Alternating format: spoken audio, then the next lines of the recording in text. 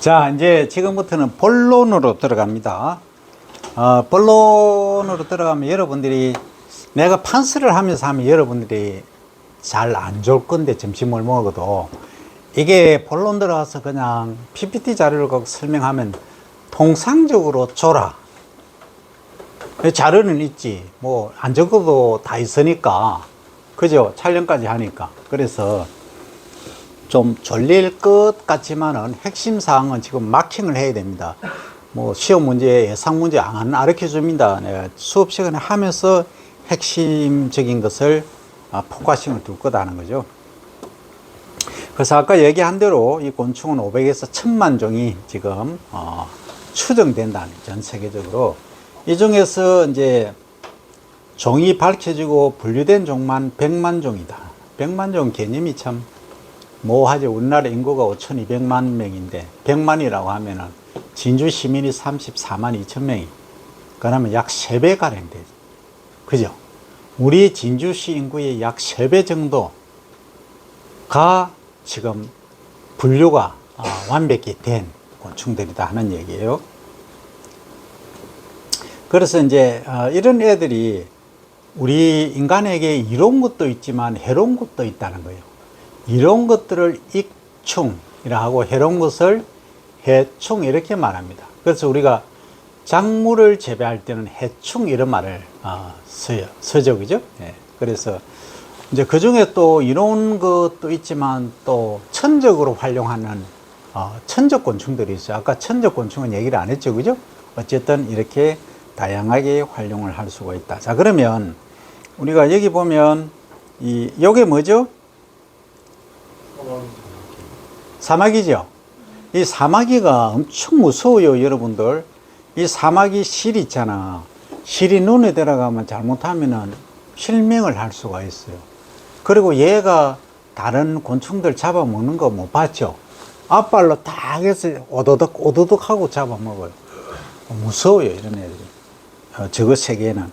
자, 그러면 곤충을 통상적으로 형태적으로 한번 볼게요. 요 앞쪽에 있는 것이 이제 머리, 고상한 말로 머리, 일명 거시기 한 말로는 대가리. 그 다음에 여기 뭐예요? 가슴. 그 다음에 요게 이제 몸통이죠. 그죠?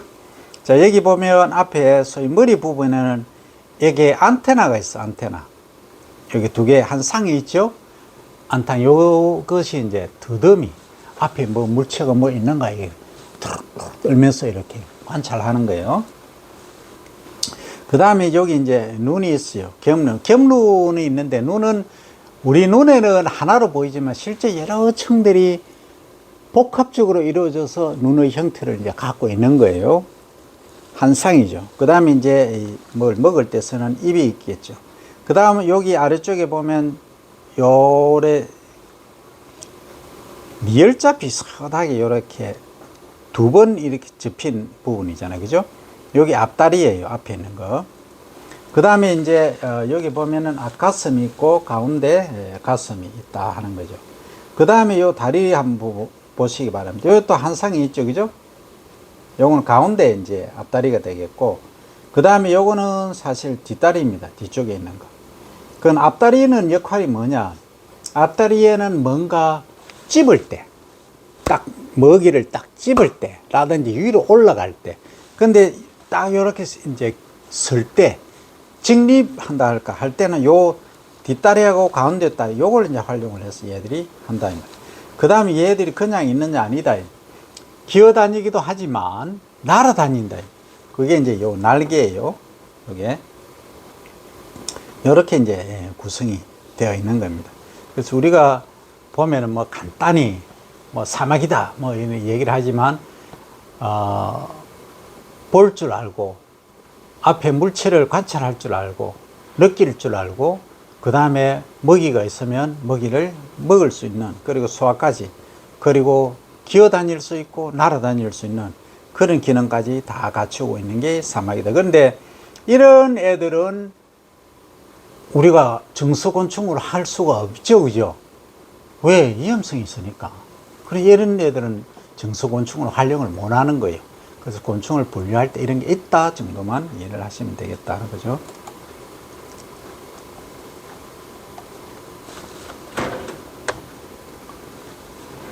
그 다음, 자, 곤충, 잘 보이나요? 잘 보이나? 글자를 좀 키울까?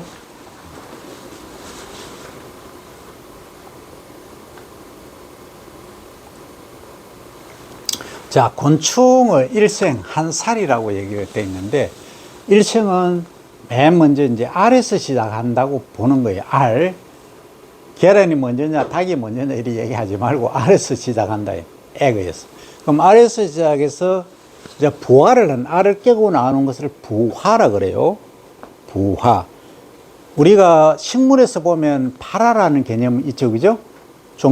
외 종피를 뚫고 어린 싹이 나오는 것을 발화라고 하죠. 그럼 얘는 요렇게 껍질이, 알 껍질이 깨어지면서 안에 있는 조그마한 개미 같은 게 요 나오는 거. 그게 뭐다?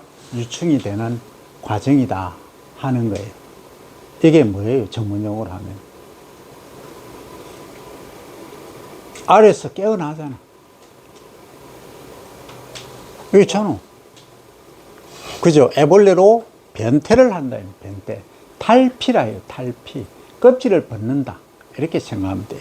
그러면 이게 애벌레가 예를 들어서 껍질을 한 번만 벗느냐, 두 번만 벗느냐, 세 번 벗느냐, 다양하다는 거예요. 예를 들어서 우리 그 군뱅이, 제조 같은 경우에는 세 번을 탈피를 해요. 근데 누에는 5번을 탈피를 해요. 그러니까 종마다 특성이 다 다르다는 거예요. 그래서 이런 점들도 여러분들 공부를 해야 되고, 그 다음에 애벌레, 기어다니는 애벌레에서 이제 다른 형태로 기어다니는 애벌레 형태에서 이제 날아다닌다거나 아니면은 딱딱하게 되는 형태, 날개 달린 형태라든지 딱딱한 뭔가로 변신하기 위한 과정이 있다. 그게 무슨 과정이냐? 번데기 과정이 있다. 여러분들 동물원 앞에 가면 번데기 옛날에 많이 먹어봤죠, 그죠? 우리 어릴 때는 번데기 많이 먹어봤어. 그 누에 해가지고, 그지? 그래서 이 번데기 과정에서는 다 이렇게 꽃이 속에 있는 거야. 이따가 어떻게 한다? 시간이 딱 지나면 탈피를, 형태가 완전히 변화돼서 기어다니는 이런 형태가 있다가 완전히 요런 형태로 날아다니는 형태로 변한다. 그래서 형태가 완전하게 변해버린다. 그래서 이것을 완전 변태 이렇게 말합니다. 그런데 그렇지 않고 유충의 형태에서 자연스럽게 껍질만 벗어서 형태가 일부 변하는 것, 요 과정, 소위 번데기 과정을 거치지 않는 것은 불완전 변태. 그 변태하면 어감이 조금 거시기 하잖아. 그래서 순우리말로 하면 탈바꿈, 이렇게 용어를 정의를 했다 이거죠. 그래서 알에서 애벌레 부화를 하는 거죠. 부화를 해서 애벌레가 되고, 애벌레에서 여러 번의 탈피, 껍질을 벗는 탈피 과정을 거쳐서 성충으로 되는 거예요. 그러면 통상적으로 그러면 이 꼬치 속에서 이렇게 있는 번데기 기간이 어느 정도냐 이렇게 질문하면 답변하기가 참 까다로워. 왜? 종마다 다르니까. 예를 들어서 군뱅이 같은 경우에는 거의 28일에서 30일이에요. 제조 같은 경우에. 그 외에 장수풍뎅이 있죠. 같은 경우에는 한 2달 가까이 가. 40일에서 60일, 조금 온도라든지 이거에 따라서 다르긴 하지만 그렇게 차이가 난다. 그리고 다른 것들, 다른 풍뎅이들도 더 또 짧은 애들이 많아. 그런데 이제 나비 같은 경우에는 어때요? 이런 완전 변태를 할까요, 안 할까요? 이제 잠 못 자겠지. 내가 질문을 던져놨기 때문에. 자, 이제 봅니다. 자, 그래서 이런 단계를 거치는 완전 변태, 불완전 변태, 이렇게 한다, 그죠? 자, 여기 보면 나비가 있죠, 그죠? 나비가 얘가 있다. 근데 아래서 시작한다. 애벌레가 되고, 이제 번데기가 되죠. 그죠? 요 번데기 기간을 거쳐서 어른 나비가 되는 거예요. 뭐, 어른 벌레라고 해놨는데, 나비죠? 이 성충이 되는 겁니다. 그래서 호랑나비 같은 경우는 완전 변태다. 완전 탈바꿈 한다. 이렇게 하는 거죠. 자, 그 다음에 이런 경우에 왕귀뚜라미 같은 경우가 있어요. 보세요. 여기 아래에 약간 쌀알처럼 길쭉하잖아. 특히 쌀 중에서 장립종, 긴 형태. 에서 이렇게 애벌레로 됐다가 애벌레에서 어른벌레로 변하는데 뭐 어떤 과정이 없나요? 번데기 과정이 있나요? 없나요? 여기 생략되어 있죠. 그 없으니까 무슨 변태?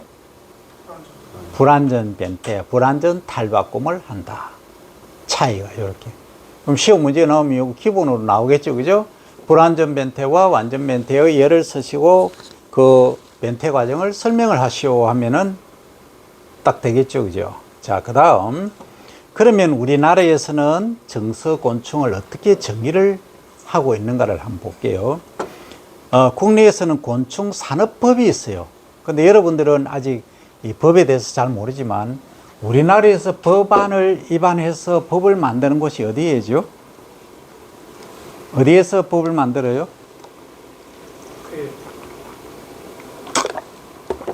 국회에서 하잖아.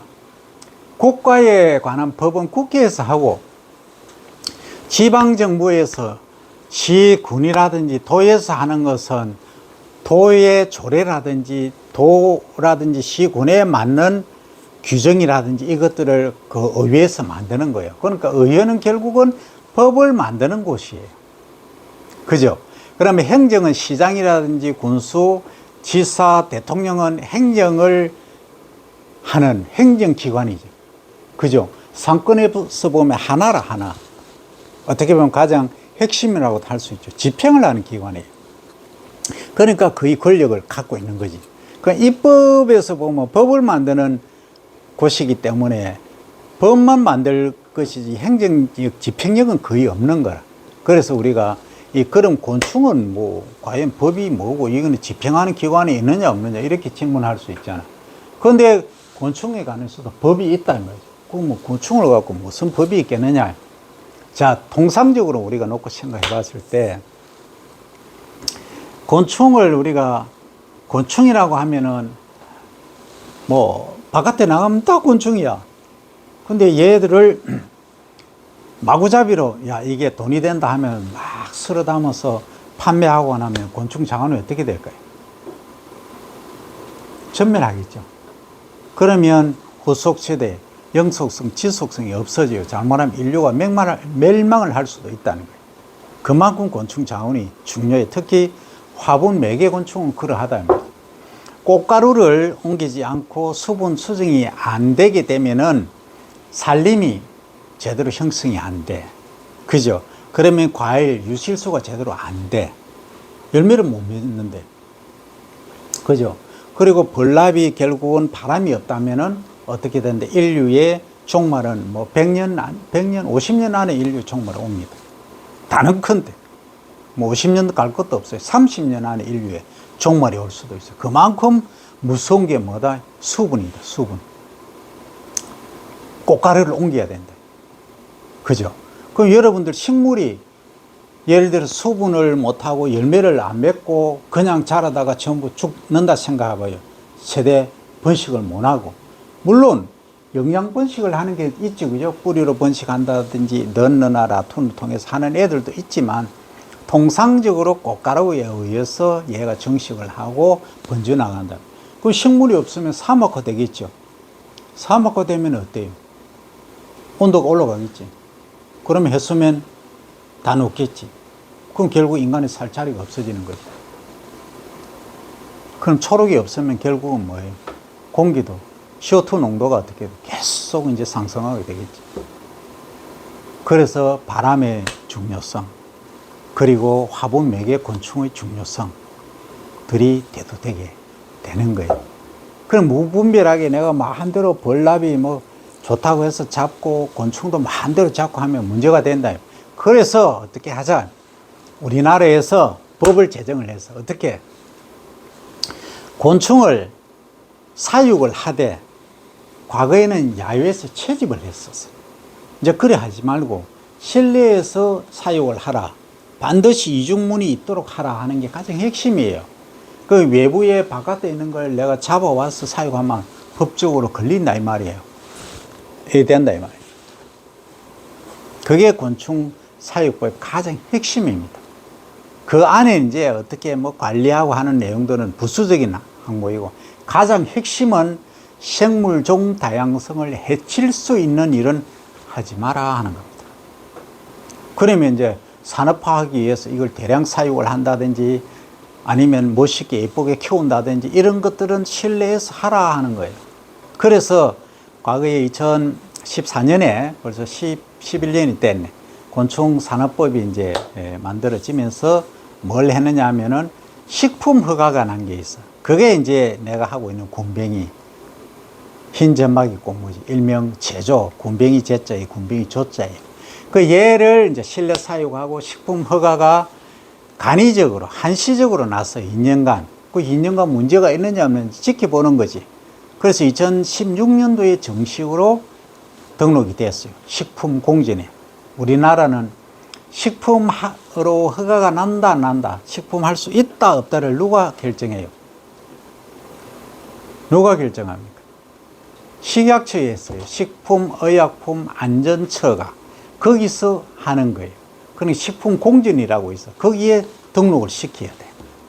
그 여러분들이 1학년 한 학생 어제 물어보니까 홍삼 제조해서 자기가 마케팅까지 하겠다는 학생이 있어. 그러면 홍삼 제품을 만들려고 하면 홍삼을 어떤 방법으로 해가지고 안에 중금속이 얼마 있고 성분이 어떤 게 있고 해서 다 허가를 받아야 돼. 성분 검사를 하고 품목 등록을 해야 돼.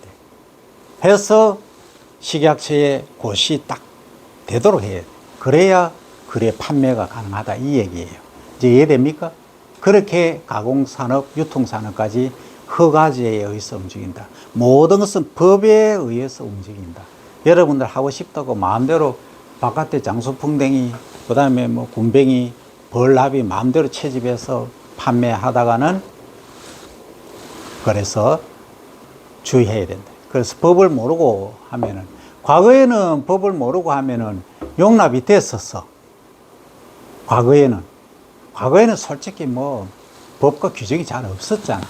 그러니까 뭐 웬만하면 넘어가는데, 내가 그거 몰랐는데 무슨 소리 합니까? 이거 하면 넘어갔는데, 지금은 어때요? 제 GPT나 뭐 네이버, 구글 다음 찾아보면 싹 다 나오잖아. 그죠? 예를 들어 여러분들이 바깥에 뭐 굼벵이가 아주 예쁜 굼벵이, 나비가 예쁜 나비가 있다. 채집하면 될까요? 안 될까요? 써봐봐.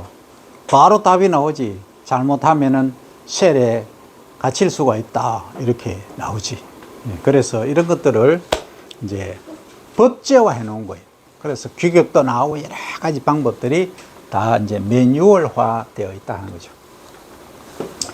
그래서 국내산업법에서는 유통이나 판매가 가능한 곤충은 156종입니다.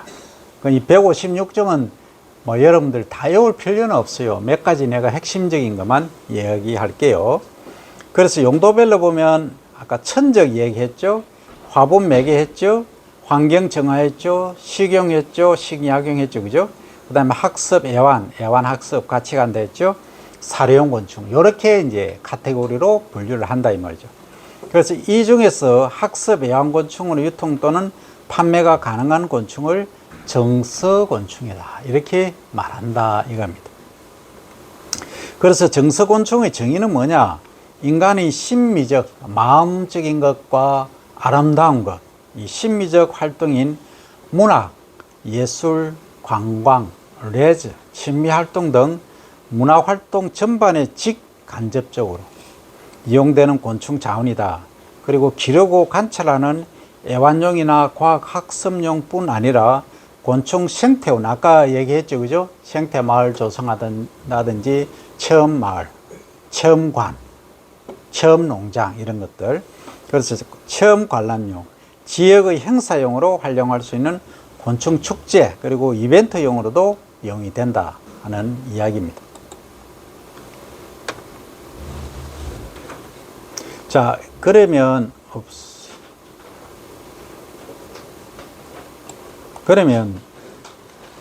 이제 한 사례를 들면 그 전남 한평이라는데 여러분들 들어봤나요? 전남에서 온 학생. 그 한평에 가면 나비 축제라는 걸 해요. 나비 축제. 그 나비축제의 기원은 뭐냐 하면, 풋거름 작물. 소위 우리가 작물을 분류할 때 어떻게 분류하죠? 자, 작물을 한번 분류해 볼까요? 작물을 분류, 재배학 시간에 했잖아. 아, 좋다. 사료작물이 먼저 나왔네. 식용부터 하자. 사람 먹는 거. 식용작물. 그 다음. 사료작물. 많은 거는 치면 사료작물 좋아서. 그 다음 또.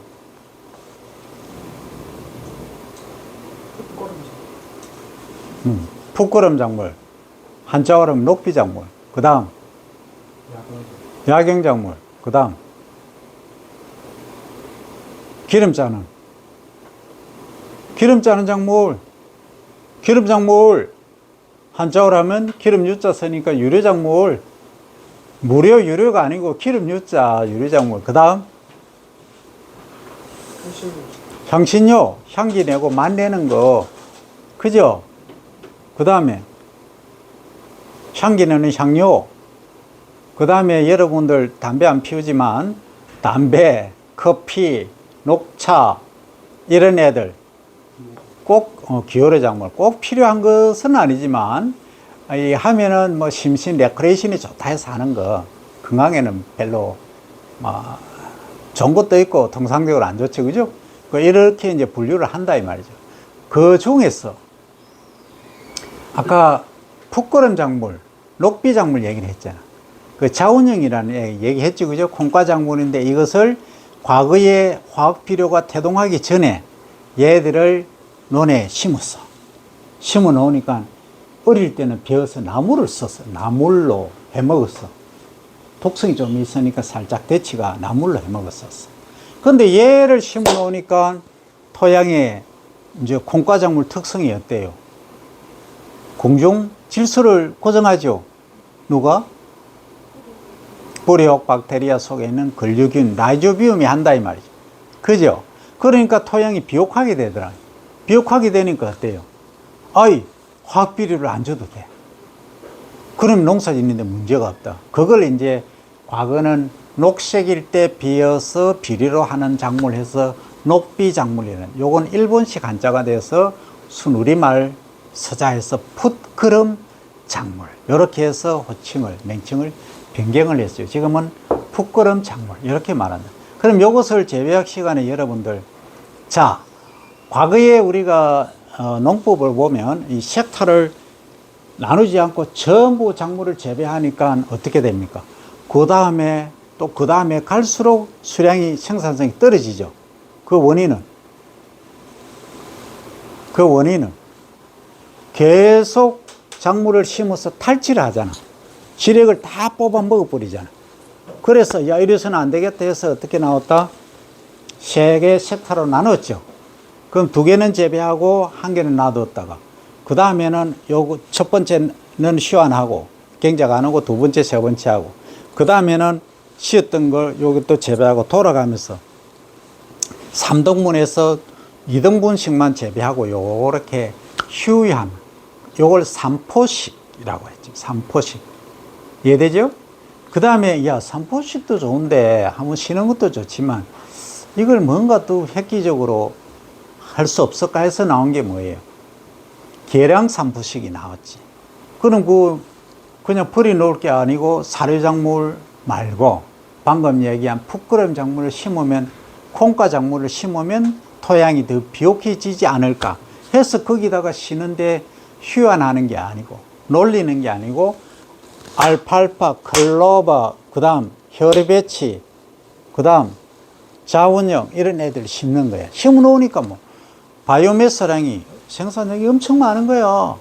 그죠? 그러니까 요것을 베어서 땅 속에 환원을 시켜주는 거지. 그러니까 비료를 안 줘도 작물이 엄청 잘 자라. 예를 들어서 혈입배치 같은 경우는 질소 기준으로 300평당 시바르당 약 18에서 20kg의 질소를 축적을 시켜. 대단하잖아요. 자원형 같은 경우는 5에서 한 7kg 정도. 그것만 해도 비료 재배에는 큰 문제가 없다 이 말이죠. 그래서 이래 여러분들이 학습을 하게 되면은 종합적인 시각을 반드시 가져야 됩니다. 이해되죠? 그러면 조금 더 나아가 볼까요? 자원형을 심었어. 목적이 뭐였어요? 화학비료 대체죠. 화학비료를 시용 안 하고 친환경으로 하겠다 해서, 유기농으로 하겠다 해서 시작을 하게 됐는데, 결국은 어디까지 갔어요? 그러니까 나비가 많이 날아든다는 거야. 그러면 원래는 자원형 꽃 축제 해야 될 건데, 나비가 많이 날아드니까, 나비 축제로 하자 하니까 어때요? 나비들이 막 노랑나비, 붉은 나비 남나? 뭐 노랑나비, 호랑나비, 뭐 가시나비, 뭐 별나비들이 다 오는 거야. 벌도 오고. 그죠? 그러면 벌이 온다는 거는 또 뭘 할 수 있어요? 채미를 할 수 있잖아. 벌꿀을 딸 수 있잖아. 그 일본에 가면 랭게 밑줄한 게 있어요. 랭게가 자원형이에요. 랭게 자원형 벌꿀도 있어요. 그렇게 판매도 해. 미국도 있어. 어쨌든 그런 식으로 벌꿀을 또 판매를 할 수가 있어요. 그 다음 나비를 활용을 해서 나비 축제를 하는 거야. 그러면 자원형 꽃을 쫙 보면서 나비가 노랑나비 좀 부족하면 좀 매입을 했다가 풀어놓는 거지. 그죠? 그러면 나비들이 구경 오신 분들이 쫙 보니까, 야, 노랑나비도 있고, 뭐, 파란 나비도 있고, 예쁜 거야. 그러면 거기서 관광객들이 뭘 해요?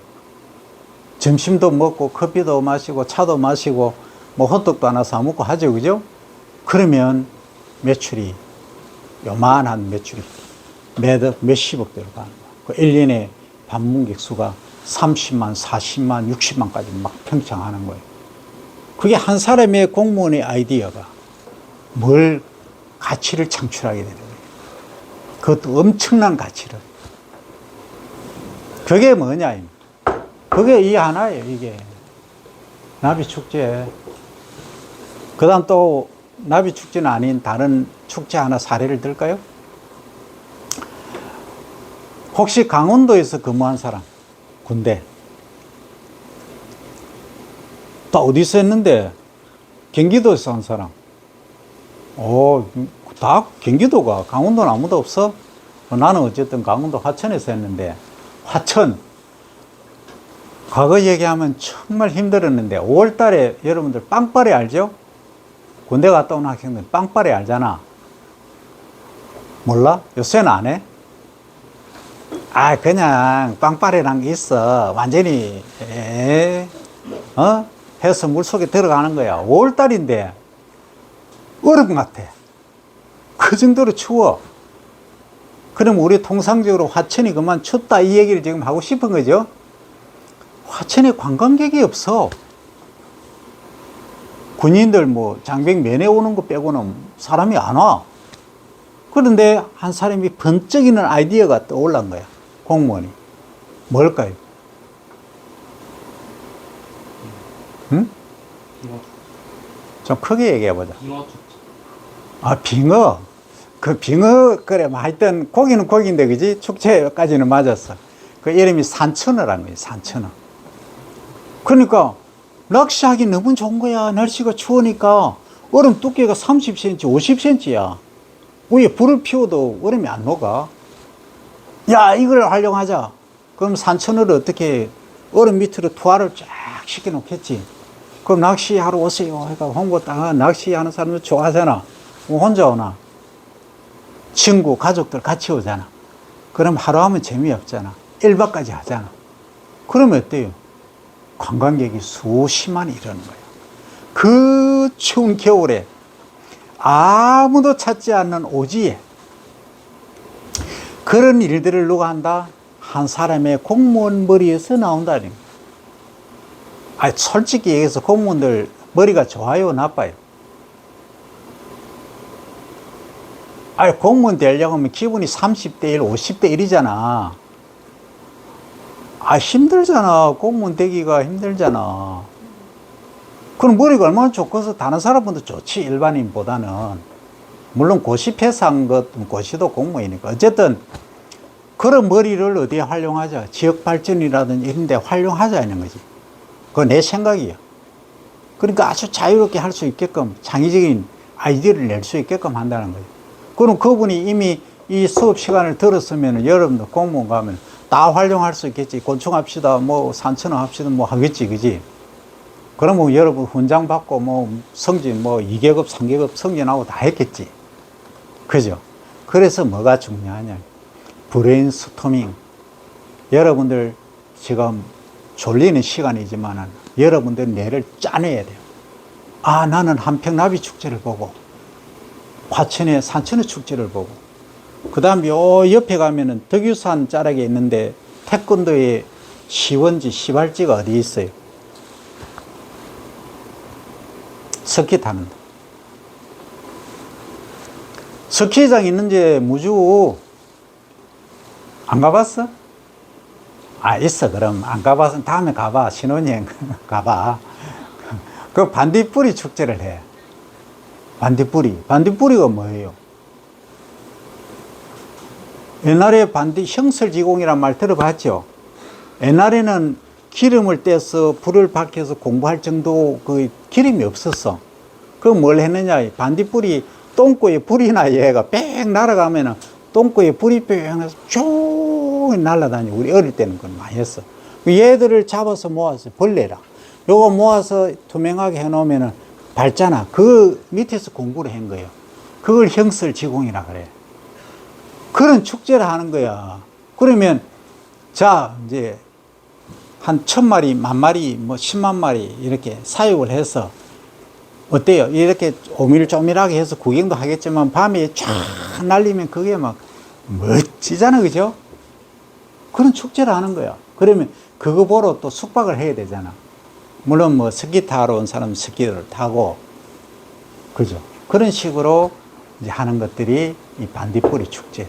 그러니까 축제를 만들어내기 위해서는 여러 가지 이제 이 복합적인 아이디어들이 동원이 돼야 되고, 기본적으로 많은 공부를 해야 되겠죠. 그죠? 공부를 안 해도 좀 소위 히트폰 하는 경우도 있어요.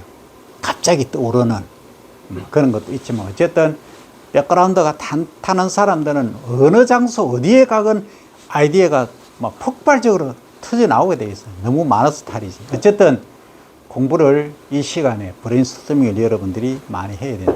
그 축제의 대표적인 이런 것들이, 그죠? 그런데 이제 뭐 이런 것들은 독창적인 공무원의 아이디어에서 나왔지만, 그렇지 않고 여기 금산에 가면 뭐가 많아요? 벚나무가 많잖아. 그죠? 그러면 벚꽃 진해를 예를 들어 진해 가면 뭘 해요? 군항제를 하잖아. 아이, 그 벚나무가 쫙 도로변에 뭐 80년, 100년 된 이 아름드리 나무들이, 벚나무들이 쫙 있잖아. 그러면 3월 말, 4월 되면 벚꽃이 쫙 피잖아. 잎은 없고 벚꽃 하나 보는 것만 해도 어때요? 사람들이 벌써 마음이 완전히 달려가고 싶다는 생각이 들잖아. 그럼 사람들 유입을 시키는 거예요. 그게 축제예요.